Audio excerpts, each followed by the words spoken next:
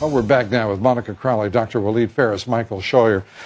Michael, I want to get your reaction, if I may, as to what is your reaction to these reports that the White House, the Obama administration, was cautioning the Algerian government on how to respond to this hostage-taking and this group of terrorists? Well, I think that's probably exactly right, sir. And I think the Algerians are very experienced at fighting these people, and they don't give it a lot of time to develop.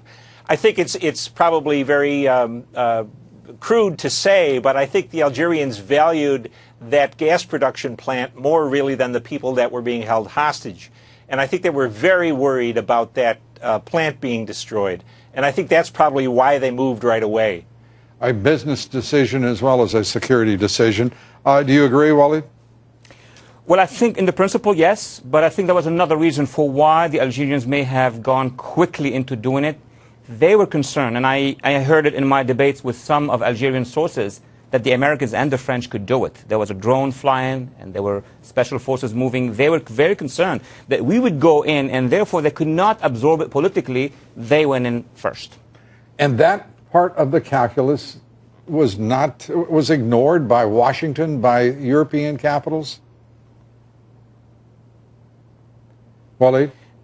Well, I think that the Algerians understood, knowing what they know about those jihadists, that if they don't terminate, quote unquote, the issue very quickly, there are other cells. This is not just a cell coming from overseas. Right.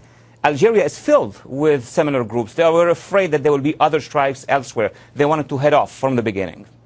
And Monica, this calculus that, as both Michael and Waleed are suggesting, is absolutely foreign to to this administration, to the previous administration's thinking on how to deal with Al-Qaeda. Yeah, no, exactly right. It does seem to be something of a turning point. But remember, the whole dynamic in the region has changed, not just Iraq and Afghanistan up to the north and to the east, but even within northern Africa, because what we're seeing now is with the removal of Muammar Gaddafi, as has been reported by Jennifer Griffin, it did create a power vacuum. We know that Al-Qaeda and other Islamist groups were operating in Libya even when Gaddafi was in power, but the removal of him has created an enormous vacuum, and that's why you're seeing the collapse of some of these states. Al-Qaeda groups, as Waleed was pointing to, some of these cells that have already existed now taking over large swaths of land. And Michael, I want to go to your point on the business decision as well as the security decision by the Algerians.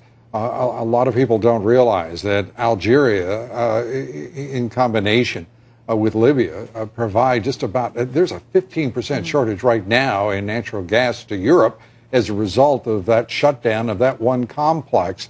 This is a very tricky matter for both Europe and the United States. And again, the European involvement and engagement here. The French are taking the lead in Mali, but not doing so out of their economic interests, but rather a political response. Sort that out for us and what you expect to be the consequences.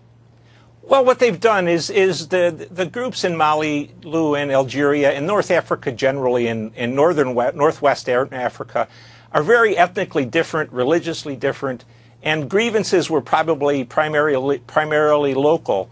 Al-Qaeda works always to unite these people and focus them on foreign powers, especially Western powers. And what the French have done is prove to the Mujahideen that God is indeed great, because they've now put troops on the ground. A foreign colonial power has returned to their colonial power, country rather, with their Western friends and the UN, and they now have something that will unite all of these groups. And I think the only thing we have going for us at the moment is energy is a very hard nut for the Islamists to crack, because if they destroy plants and wells in Muslim countries, it puts Muslims out of work. I think it's very instructive that the people that took this gas plant did not kill any Muslims intentionally. In fact, they let them go. I can only caution this, Michael. We don't yet know. No, that's right, sir. But I think they said there were 600 of them that got away. 600 did. Yes. And then the numbers become indeed foggy. We're still waiting for to have a reliable and concrete update on those numbers. Waleed, you get the last word here. Future prospects in the war against Al-Qaeda? unfortunately, Al-Qaeda is not on the path to decline. What we saw in Benghazi, in Mali now, northern Nigeria, in Algeria as we speak, is all indicating that Al-Qaeda is on the path to expand. It's in path of expansion, not falling down. Thank you very much, Waleed. We appreciate it. Monica Crowley, thank you. Waleed Phares, Michael Scheuer. Thank you, folks.